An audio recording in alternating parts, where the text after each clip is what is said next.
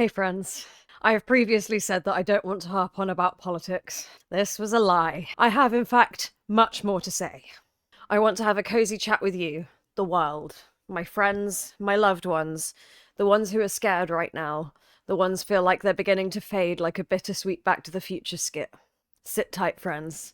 This isn't an easy video to make, but it's important.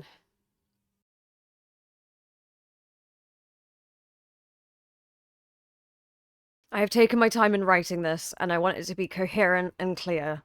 One of my deepest fears is being misunderstood in what I say and how I feel, but this is bigger than me. I would first like to read my blog post from February this year. I am writing this from a staunchly hot bath, and even now there's a bulbous semi-sentient orange passing as a human man, shouting horrific abuses and lies against a group of people I hold closest to my heart. I'm not sure this is the 2025 that many pictured, even in their wildest and most twisted nightmares.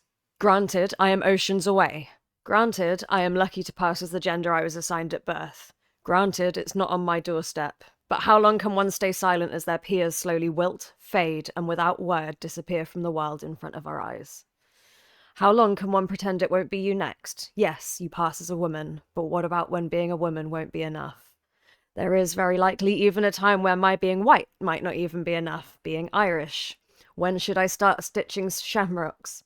My own family grew up with abhorrent racism immigrating to this country in my father's childhood.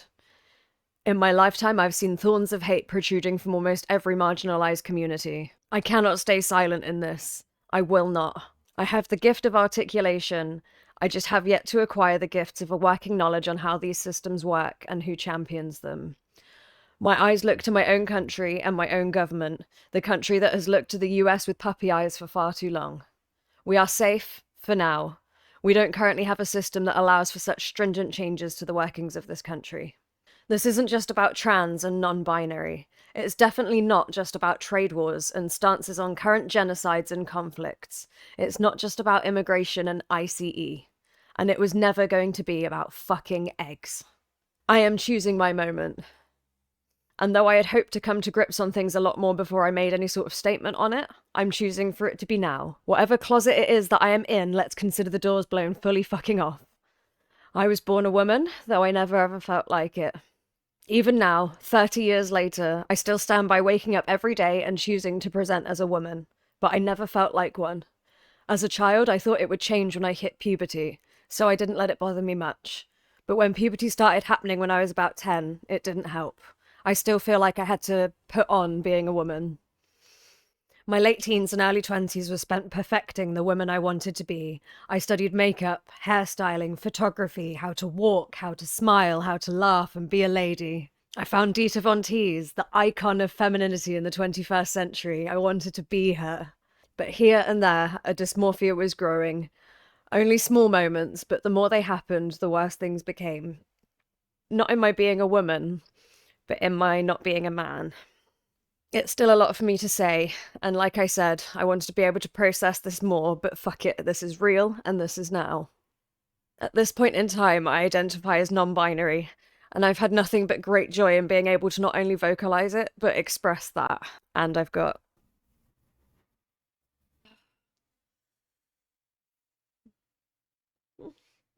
my gender is not, at this point, a trans man, but I'm certainly on the more fluid side of things, and being able to embrace the more masked days are a fearful but fulfilling feat. That being said, how can I shout my joy at my own journey when others are being cursed and called wretched? I come out today to stand with the queer community. You'll have to get through me too. Even the bath did not satisfy. It was one of those baths where it was continually cold, so you keep topping it up with just enough water to enjoy it for the brief moments that it's warm enough. If that doesn't reflect how life feels at the moment, I don't know another analogy to give. Life is cold, harsh, and disappointing at present, but one has to keep forcing the warmth back in, even if it's only for the briefest moments of enjoyment. I have not the answers, I haven't even the questions. I do have a fully weaponized arsenal of words, and I shall certainly use them. I have always been fearful of being misconstrued, misinterpreted, or misunderstood. Perhaps that's the autism.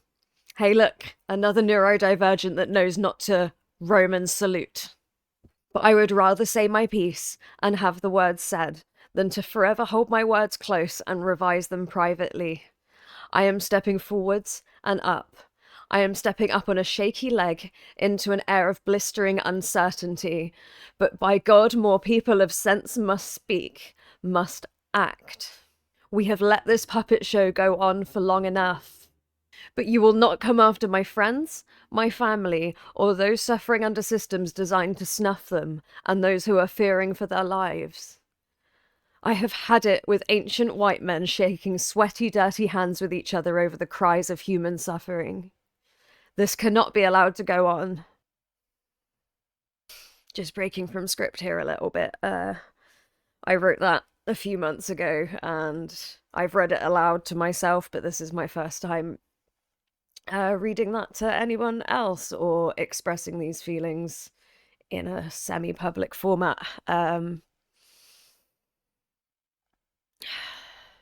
Continuing.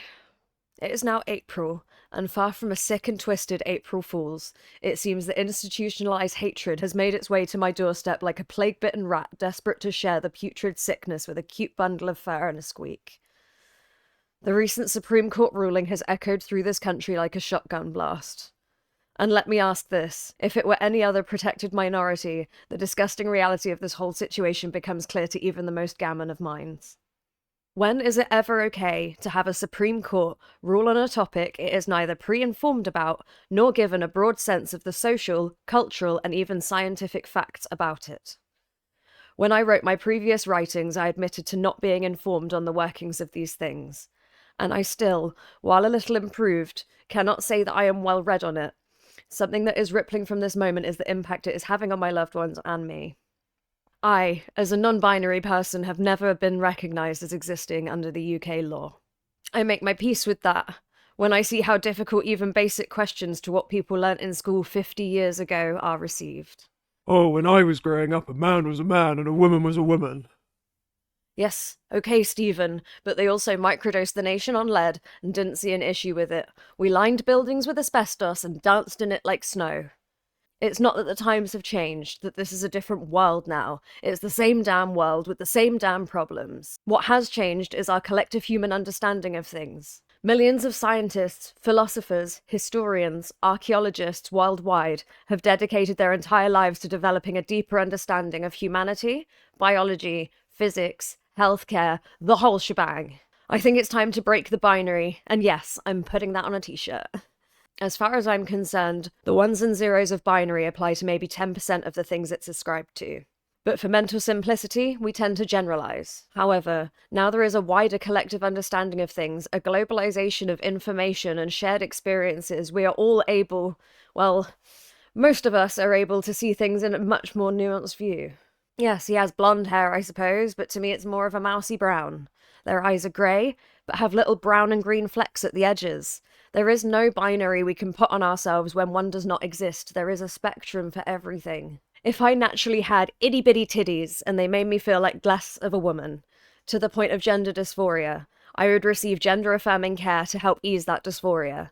If I were a man and felt emasculated at the lack of beard growth or the cut of my jaw, I would receive gender-affirming care. Why are these examples of gender-affirming care seen as understandable, normal, commonplace, when this same care for trans people is seen as the decade's most controversial topic? I naturally fall into a philosophical way of seeing things. I am not a scientist, nor an encyclopedia of the ins and outs of every working of gender and sex, and anyone that claims to needs one of these. So when it comes to the current level of transphobia and its rampant and vicious increase, what I am seeing is actionable consequences to the vast majority of the spectrum of humanity. Oh, sorry, ma'am, you have short hair and a flat chest. You can't blame me for assuming you were a man, so it's definitely understandable that I had to grab you by the puss to check. This ruling doesn't just affect the MBs and trans people. This affects the cis population too. Growing up with the female experience slammed that into my face at every opportunity. Feminism was to fight against these hideous and destructive stereotypes. I was only a teenager, but the issue was plain to see. We fought against stereotyping men and women for their secondary sex characteristics, which is deemed more socially acceptable than having a strip down and spread 'em just to be sure. Both men and women fought to have society change its view on gender norms, even with the rise of the metrosexual, a man that can wash his arsehole and keep his beard clean. What defines what it is to be a man and to be a woman is a set of goalposts that have been moving back and forth since time immemorial. This is so clearly a far more significantly nuanced discussion than what genitals you were born with will define your entire existence and future. It is absolutely crazy to me that a court could rule with sound mind at all, without even a hint of non-bias, without hearing both sides, all sides. How a private individual can throw a sum of money behind a cause and therefore impact the lives of hundreds of thousands, if not millions of people. This is a warning sign, a rather late one, but a clear one, and I think collectively we're beginning to hold hands and rise together. It's not going to be easy, but queer, trans, and non-binary folks are the lifeblood of our society and culture. Without us, there would be no colour in the world. We have seen what it looks like to try and erase people deemed other. Just like back then, one of the first sirens calls is with trans erasure. I see you. I love you. You are stronger than you know, and you are valid. Don't let the cunts dim your glow. One of the positives we can attempt to draw from this dreadful situation is that every moment another person finds their voice, like me, and chooses to use it to speak up, loudly and clearly. I have no shame in what I say. I stand in confidence and strength. I don't know how long or coherent this video will be. I am, as per usual, everywhere and nowhere. I stand firmly in my words and also in my actions. I will continue to do all within my power to act and speak up for those whose voices are being silenced, to those who don't fit a non-existent mold, those whose very existence is being erased. If there are trans and non-binary people in your life, and there probably are, reach out to them, hug them tightly, love them loudly, protest fervently. They can't erase us all, and they will never succeed with this hatred. This wasn't an easy topic for me to discuss. I feel entirely unequipped, but that does not matter. I don't have a huge audience, and this video may be the equivalent of me ugly crying into the void. But that doesn't matter. My words matter. My actions matter. And so do yours. And both of these hold immeasurable power, even as someone who's just a guy. I honestly don't expect anyone to watch this. But if you have, and you've made it this far, consider giving it a like. This is my first video like this, and I don't plan on making it a running theme, but I simply cannot stay silent on some things, especially when this channel is my voice to the world. I am usually keeping the demons at bay by making my home more whimsical, or doing some big, bold, and unapologetic makeup, but here on Hyperfixatious we do a little bit of everything. I love you guys. Things will get better, and the sun will always rise again anew. You are loved, you are valid, and we are gonna get through this.